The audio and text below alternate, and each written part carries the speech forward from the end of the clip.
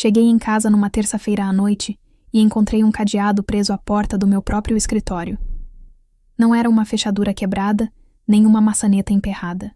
Era um cadeado de latão reluzente, daqueles que se compram na Canadian Tire por $15, preso à porta do cômodo onde corrigi provas durante 22 anos, onde guardava os diários do meu falecido marido e onde cada fotografia da nossa vida juntos permanecia nas prateleiras exatamente no lugar em que eu a havia deixado. Fiquei parada no corredor por um longo instante. Não disse nada. Não bati na porta do quarto do meu filho para exigir uma explicação. Apenas permaneci ali, olhando fixamente para aquele cadeado, e senti algo mudar dentro de mim. Não quebrar, não rachar, apenas mudar, como uma placa tectônica que ficou sob pressão durante muito tempo. Por fim, decidindo que já havia esperado o suficiente, coloquei as sacolas de compras no balcão da cozinha, preparei uma xícara de chá e sentei-me à mesa onde servi café da manhã aos meus filhos por 30 anos. E sorri, porque eu estava esperando um sinal. E ali estava ele, pendurado na minha porta, brilhando sob a luz do corredor. Meu nome é Loretta Beauchamp. Tenho 63 anos. Sou uma enfermeira aposentada que trabalhou por 31 anos em um hospital em Ottawa. Antes disso, criei 2 filhos nesta casa. A casa que meu marido, Robert, e eu compramos em 1987 custou $112 mil. A casa onde minha filha Simone deu seus primeiros passos neste piso de madeira. A casa onde meu filho Etienne aprendeu a andar de bicicleta na entrada da garagem. Robert morreu há 6 anos. Câncer de pâncreas. Ele partiu em 4 meses, do diagnóstico ao enterro, e a rapidez com que tudo aconteceu quase me destruiu. Mas mantive a casa. Continuei trabalhando por mais 2 anos depois da morte dele. Depois me aposentei com minha pensão, minhas economias e minha dignidade intactas. Quero que você entenda algo antes de continuar. Eu não era uma mulher amarga. Não me sentia sozinha da forma como as pessoas imaginam que uma viúva deva se sentir. Tinha meu jardim durante o verão. Tinha meu clube do livro nas noites de quarta-feira. Tinha Simone, que me telefonava todos os domingos, sem falhar, e vinha de carro de Kingston 3 ou 4 vezes por ano. Eu tinha uma vida plena, tranquila e satisfatória na casa que era minha. Quando Etienne me ligou há 2 anos para contar que ele e sua esposa, Kristen, estavam tendo dificuldades para pagar o aluguel do apartamento deles em Gatineau, não hesitei. Disse para ele voltar para casa. Havia espaço suficiente para os 2. Etienne é meu filho. Família cuida de família.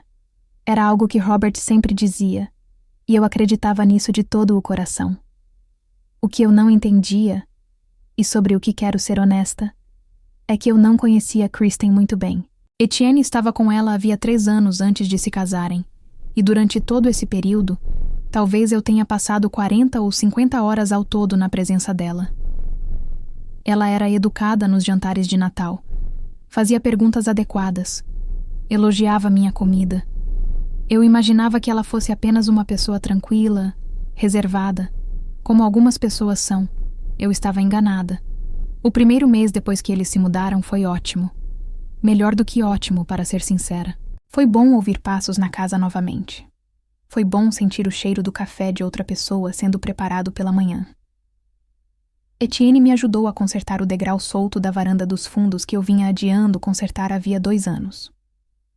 Kristen reorganizou o armário de temperos, algo que eu não havia pedido, mas eu não me importei. Achei que estávamos encontrando nosso ritmo. No 2º mês, pequenas coisas começaram a acontecer. Os móveis da sala foram movidos cerca de meio metro para a esquerda. Nada drástico, apenas o suficiente para que todo o ambiente me parecesse ligeiramente estranho. A sensação era como quando um quadro fica pendurado torto, e algo parece errado, mesmo quando você não consegue identificar exatamente o motivo. Quando mencionei isso a Etienne, ele disse que Kristen achava que a disposição antiga fazia a sala parecer menor. Eu respondi que tinha vivido naquela sala por 35 anos e sempre a achei perfeitamente confortável. Ele disse que não era nada demais, mãe. Depois vieram as fotografias. Robert e eu tínhamos fotos do nosso casamento na parede do corredor do andar de cima, fotos da nossa viagem de aniversário para a Terra Nova em 2003, e uma foto dos 4 juntos, Etienne, Simone, Robert e eu, na formatura universitária de Simone. Essas fotografias estiveram naquela parede durante anos, e eu passava por elas todas as manhãs e todas as noites, sempre que subia ou descia as escadas para qualquer coisa. Não consigo explicar completamente o que significava para mim passar por elas. Em um sábado, subi as escadas e elas tinham desaparecido. Não haviam sido movidas.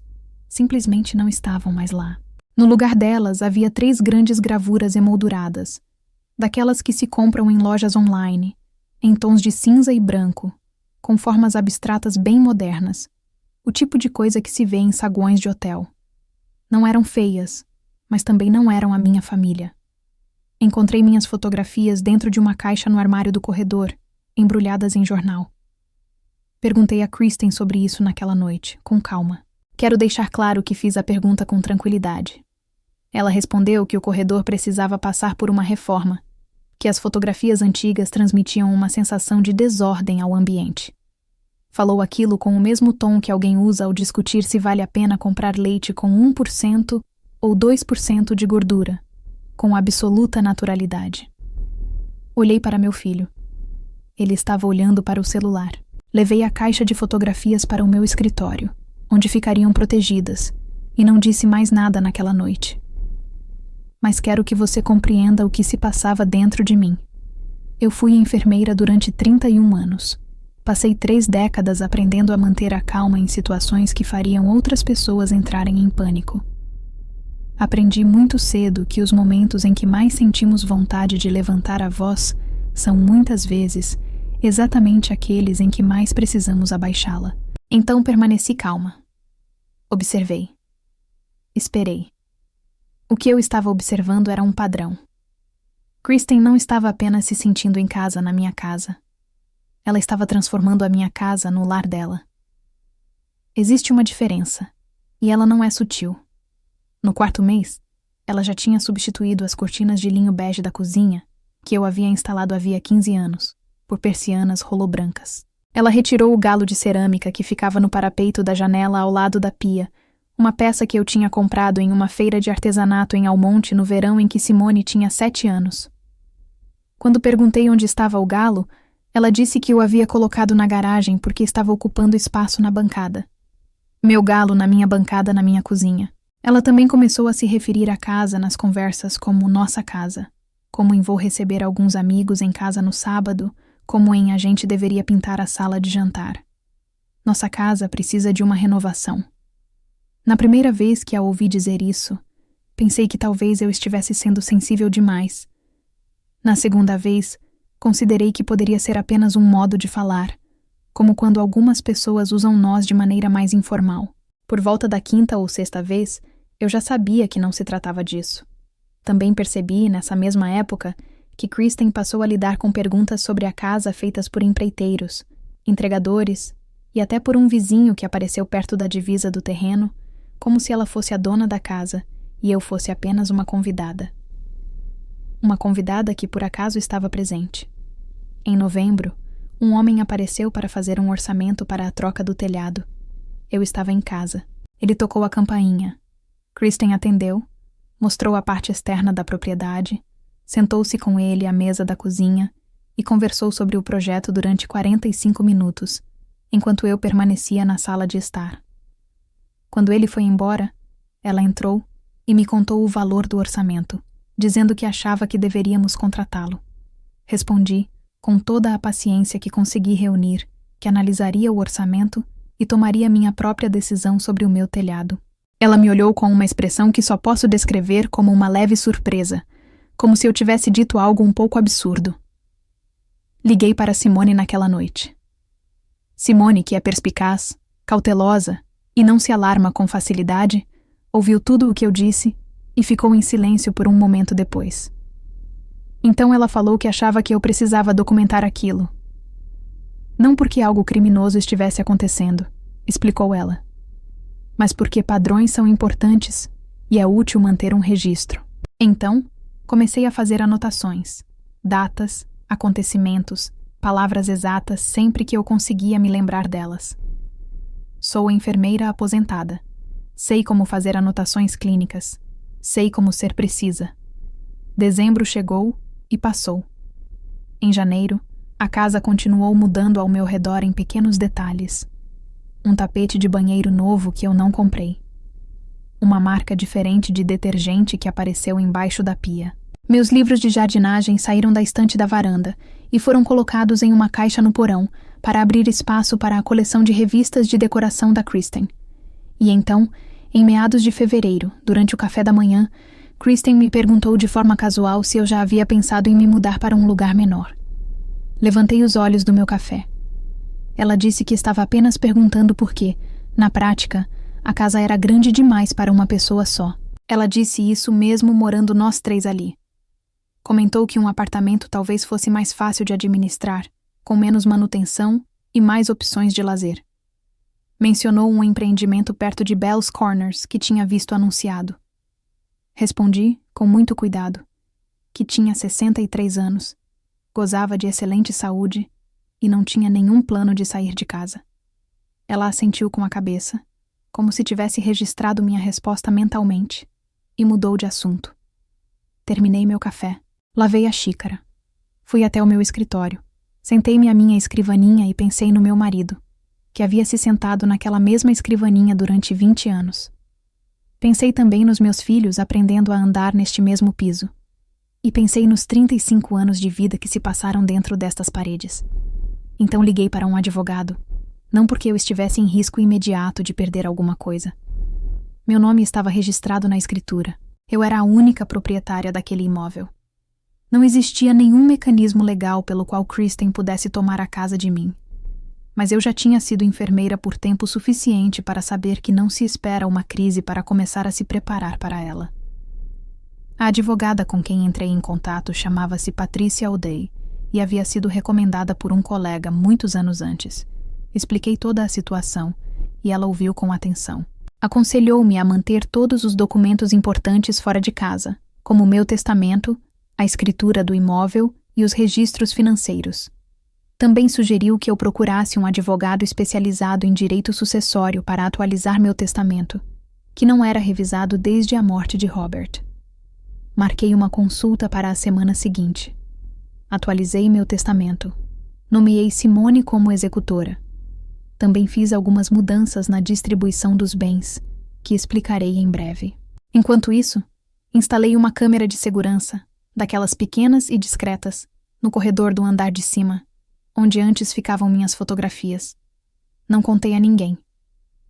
Então chegou uma terça-feira à noite de março, quando voltei para casa, depois de jantar com 2 amigas da antiga ala do hospital.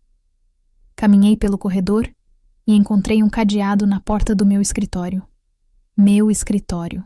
O cômodo que guardava os diários do meu marido, as fotografias que eu havia levado para lá para protegê-las, meus arquivos financeiros, minha correspondência pessoal e a cadeira de balanço que Robert havia restaurado no inverno anterior à sua doença.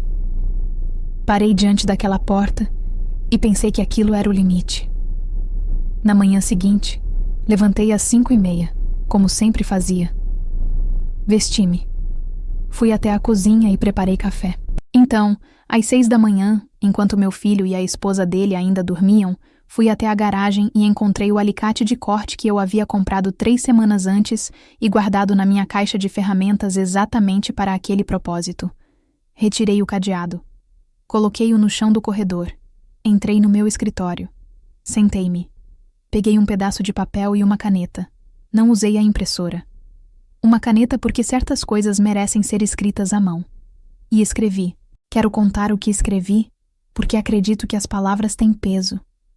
Escrevi. Esta é a minha casa. Não era raiva nem acusação. Apenas esse fato colocado ali no topo da página, como um título sobre um documento. Escrevi sobre Robert e sobre como havíamos escolhido juntos cada cômodo desta casa e como a memória dele ainda vivia nestas paredes de um modo que nenhuma gravura abstrata poderia substituir e nenhum cadeado poderia impedir. Escrevi sobre Etienne sem maldade. Escrevi que amava meu filho de forma incondicional, que o amava desde o instante em que nasceu e que amá-lo não exigia que eu abrisse mão da minha casa, da minha dignidade ou dos diários do meu falecido marido. Escrevi que havia consultado um advogado. Escrevi que meu testamento tinha sido atualizado. Escrevi que a casa ficaria para Simone, juntamente com a maior parte do meu patrimônio, e que essa decisão era definitiva, já registrada com meu advogado e não estava aberta a qualquer negociação. Escrevi que lhes concedia 60 dias para organizarem outros arranjos. E escrevi no final algo em que eu vinha pensando havia semanas. Algo que me parecia verdadeiro daquele modo que apenas as coisas mais simples parecem ser. Você não pode construir o seu futuro dentro do presente de outra pessoa. Esta casa é o meu presente. Espero que você encontre o seu. Assinei com meu nome completo, Loretta Anne Beauchamp. Dobrei a carta e escrevi o nome de Kristen do lado de fora. Deixei-a sobre a mesa da cozinha, voltei para o meu escritório e fechei a porta. Ouvi-os acordar por volta de 7:30 da manhã. Ouvi a chaleira. Ouvi o silêncio que vem depois que alguém abre e lê uma carta capaz de transformar uma manhã. Ouvi a voz de Kristen baixa e controlada. Ouvi a voz do meu filho, também baixa, por bastante tempo. Às 8h, Etienne bateu na porta do meu escritório. Eu disse para ele entrar. Ele se sentou diante de mim.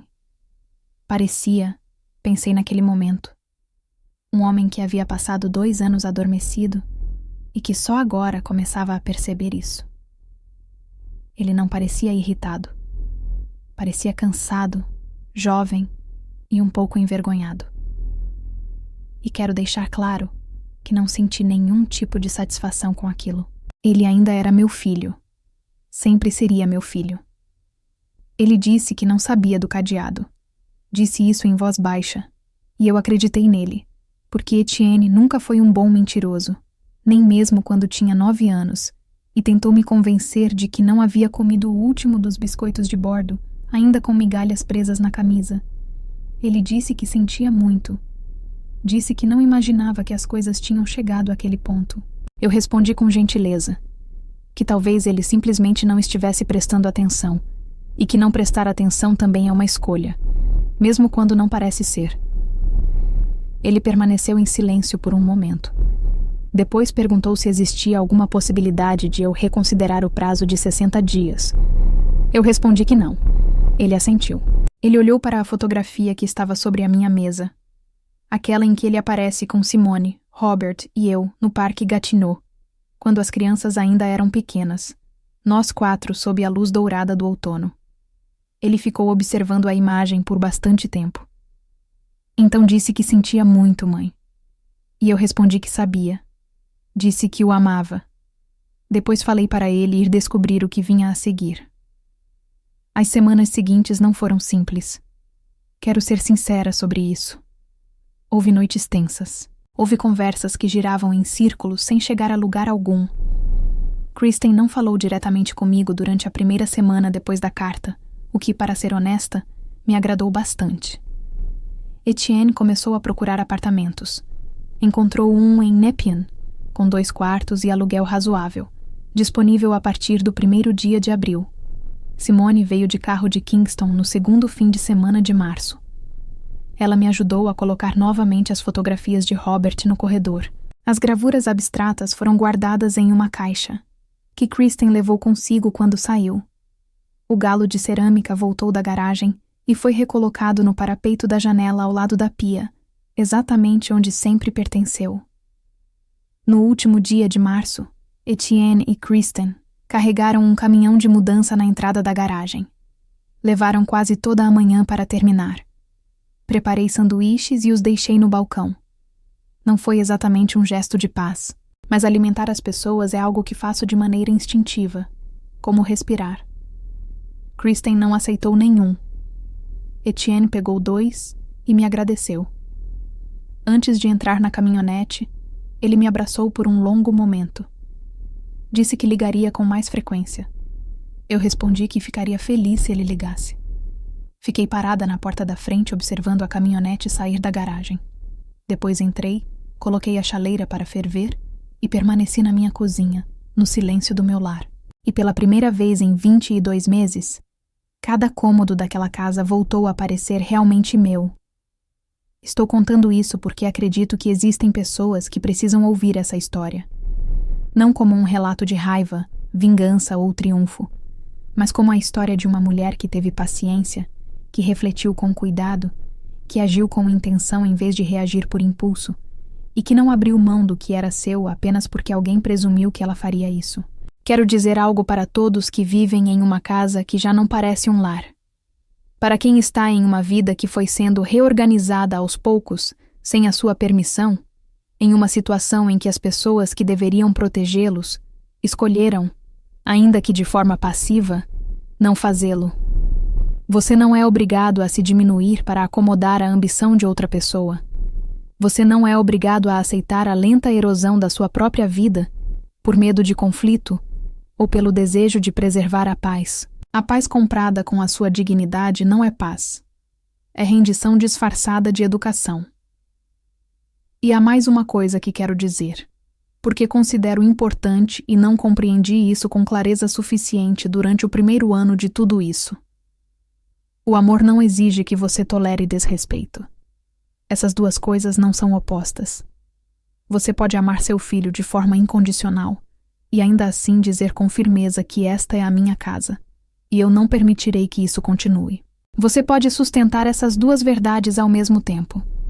Na verdade, a atitude mais amorosa que eu poderia ter tomado por Etienne, pelo homem que criei e pelo homem que eu esperava que ele se tornasse, foi deixar claro o que eu aceitaria e o que eu não aceitaria. Porque quando permitimos que as pessoas nos tratem mal sem consequências, não estamos protegendo o relacionamento. Estamos ensinando a elas que estamos disponíveis para sermos maltratados. E essa é uma lição que não beneficia ninguém. A casa está silenciosa agora. Meu jardim ficou lindo em maio. Simone esteve aqui no feriado prolongado de julho, e nós nos sentamos na varanda dos fundos, bebemos vinho e conversamos até a meia-noite, como fazíamos antes de tudo se complicar. Etienne vem me visitar aos domingos à noite na maioria das semanas. Conversamos sobre coisas simples do dia a dia. Ele parece melhor do que antes. Acredito que Kristen e eu nunca seremos próximas, e já aceitei isso. A cadeira de balanço continua no meu escritório, exatamente onde sempre deveria estar.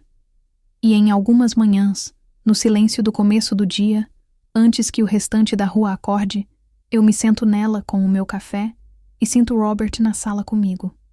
Não de maneira mística, mas do modo como os lugares queridos guardam a marca das pessoas que os amaram.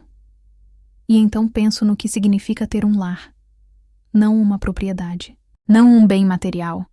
Um lar. Um lugar que carrega a sua história, preserva as suas memórias e reflete em cada cômodo a vida que você realmente viveu.